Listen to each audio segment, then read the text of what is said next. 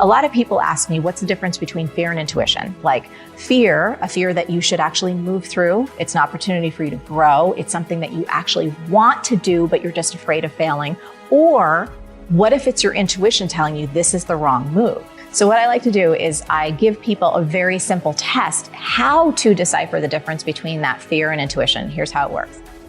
I try and check myself before I wreck myself. I go, there's gonna come a day where you're gonna flash back on this moment and wished that you just gave him a hug, or wish that you went in and said, I love you.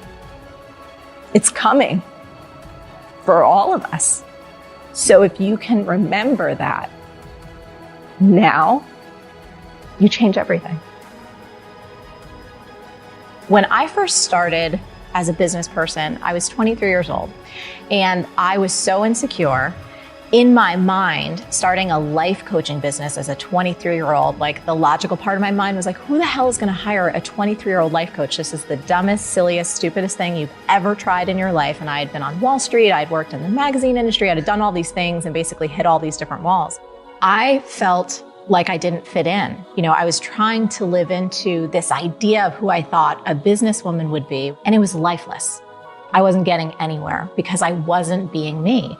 And I'm just a girl from New Jersey who was brought up in a very, kind of normal middle-class way. No one in my family ever went to college. And I was trying to fit myself into this idea of who I thought I should be, and it wasn't working. So it wasn't until I actually allowed myself to just be the weird, wacky, energetic, kind of a little bit crazy person that I am, that things actually started to work.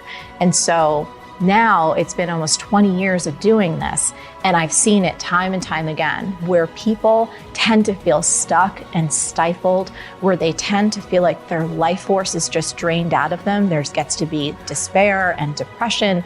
They just feel stuck is when they're not expressing the fullness of who they really are. They're trying to fit themselves into a conventional box. They're trying to live up to other people's expectations. They're trying to be someone who they really aren't because they're afraid that the real them is going to get rejected. In that pleading in my journal and writing, what's wrong with me? What's wrong with me? Why can't I fit in? Why can't I follow all the traditional ideas of what it means to be successful? I got to a point where I just said, fuck it. I can't do this. I can't. I was failing. I was miserable. And I said, if I'm not going to be able to fit into this traditional notion of success, why don't I throw out the whole notion together and just do what I really want to do? At that point, I was about 25. And I said to myself, you know, you've always wanted to dance. You've never taken a dance class in your life. I took my very first dance class at Broadway Dance Center. I had the dorkiest outfit on. I remember standing outside class and, the class before was finishing up and my jaw just hit the ground because everyone in there was so talented. They were so good. I was so intimidated and I felt this panic come over me. Cut to me going into the class, hiding in the back, getting down on the floor to start the warm up, and the music came on. About 7 seconds in, I started sobbing uncontrollably. And once I finally kind of started moving, I realized my body was saying, yes, this is who you are. This is part of who you're meant to be. Because I tried so hard doing everything everyone else told me I should do. And when that didn't work, I just had to go off and bust out on my own. And it was through that experimentation and moving my body and tapping into the wisdom of this vessel that everything started to move. And then I just understood too, from an experiential level, how much wisdom we have in our bodies. And at the same time, culturally, we were starting to spend more and more time on our computers, and then devices started to come into play, cell phones. And I just watched as how so many people started living from the neck up and started losing touch with their intuition, that inner voice, the very innate wisdom that each of us are born with. They just didn't know how to access it. So for me, in terms of tapping into your body, in terms of movement and incorporating all of these different modalities into how you figure out your life, it's become second nature to me. But I think now more than ever, it's so important that we reconnect to this thing so we can hear our truth. Walk people through how to reconnect. What does that process look like? First of all, it taps into slowing down. We're all moving so fast. We want the answer instantly. We're always going up here. So I think step one is to slow down and actually breathe and feel your body. If you're someone who works out even, you may not be that practiced at doing this. If you go to the gym and you bang out your reps, or you're doing squats, or you're hitting a class where it's just go, go, go, go, go, you may not be actually feeling the physiological signals that come through your body. So I always like to frame it like this. A lot of people ask me, what's the difference between fear and intuition? Like fear, a fear that you should actually move through. It's an opportunity for you to grow. It's something that you actually want to do, but you're just afraid of failing. Or what if it's your intuition telling you this is the wrong move? It's hard to decipher that sometimes. So what I like to do is I give people a very simple test, how to decipher the difference between that fear and intuition. Here's how it works. You have to slow down, you can close your eyes if you can, and ask yourself, in terms of the opportunity you're thinking about saying yes to, when you imagine yourself saying yes or moving forward with this idea or this person in your body, in the nanosecond you ask the question, how do I feel about this? Do you feel yourself expand or contract?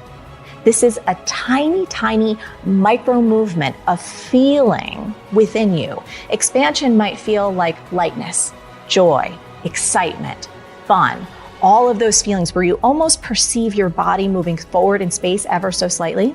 Contraction, think about it in terms of dread, despair. Something in you is saying no. There's a heaviness, a pit in your stomach.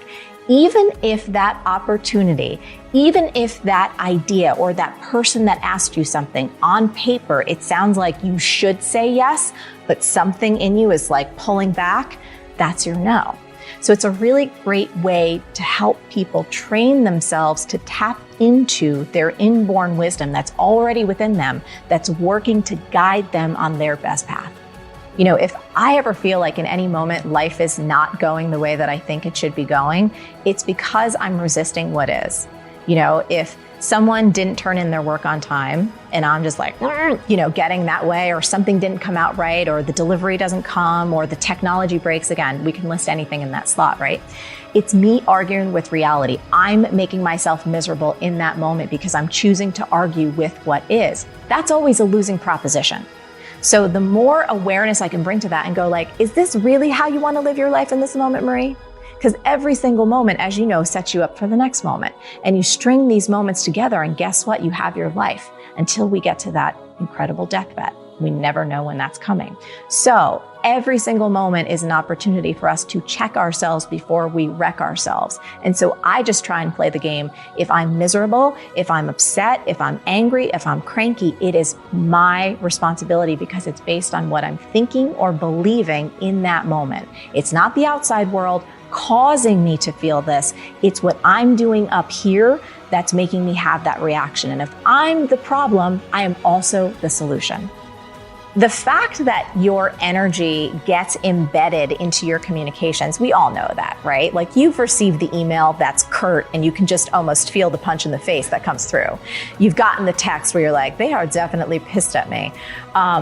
I believe, and I do this a lot with email marketing, especially in our business, every time I sit down to write a new email, I want the other person who receives this email, to the best of my ability, to feel the love and the energy and the respect and the excitement that I have, not only for the idea that I'm about to share, but for the impact it could have on their life.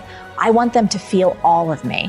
If I'm sitting there writing an email and I'm like just feeling flaccid, what's that copy going to be like? It's not going to be any good.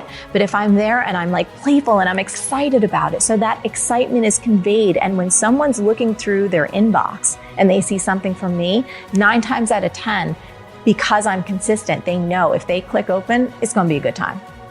An important thing to remember is that everyone is always doing the very best they can. Always. So whatever behavior has happened, whatever the situation is, you have to know that that person innocently was doing the best that they could given who they were in that moment, what they were believing, and what they were thinking.